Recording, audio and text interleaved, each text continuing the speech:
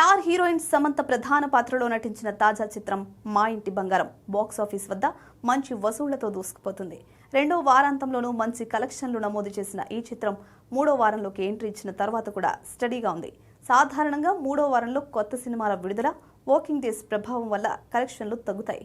కానీ మా ఇంటి బంగారం ఆ అంచనాలను అధిగమించినట్లు ట్రేడ్ విశ్లేషకులు చెప్తున్నారు.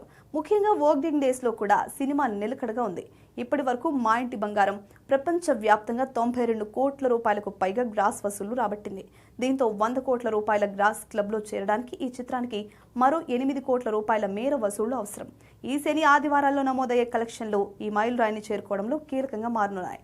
థియేటర్లలో కొత్త చిత్రాల పోటీ ఉన్నప్పటికీ బంగారానికి మంచి క్రేజే ఉంది. ముఖ్యంగా ఫ్యామిలీ ఆడియన్స్ నుంచి ఈ సినిమాకు మంచి స్పందన లభిస్తోందని ట్రేడ్ వర్గాలు విశ్లేషిస్తున్నాయి.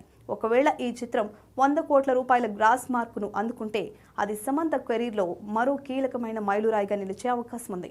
మరి ఈ వీకెండ్ ముగిసేసరికి బంగారం ఆ మ్యాజికల్ ఫిగర్ను అందుకుంటుందో లేదో చూడాలి.